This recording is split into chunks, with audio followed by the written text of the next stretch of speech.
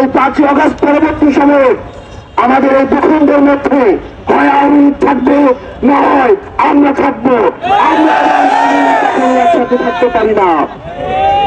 এই অন্তর্বর্তীকালীন সরকারকে আমরা আহ্বান জানাচ্ছি, আওয়ামী লীগকে নিষিদ্ধ করার জন্য, আওয়ামী লীগকে বিচারচ্যুত করার জন্য আপনার আর কি কি প্রয়োজন? ইতিমধ্যে আমরা ঘোষিত হয়েছে দীর্ঘ 4 দশকেরও বেশি সময় ধরে মানুষের অধিকার লঙ্ঘিত করা হয়েছে। খুন, হত্যা, ধর্ষণ, এই যে নির্বিচারে মানুষ হত্যা, এগুলো ছিল আওয়ামী লীগের ক্যালেন্ডার ওয়ার্ক।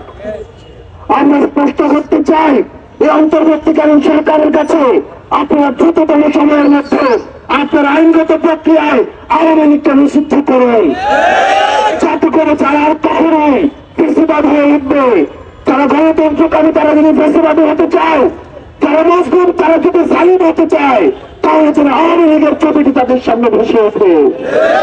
আমরা আমাদের ভাই কাসেম হত্যার জন্য কাসেমকে সামনে রেখে, কাসেমের লাশ সামনে রেখে আমরা শপথ গ্রহণ করছি, কাসেমের এই রক্তের দায়ভার আমাদের উপরে, আমরা আওয়ামী লীগকে নিষিদ্ধ করে ছাড়বো।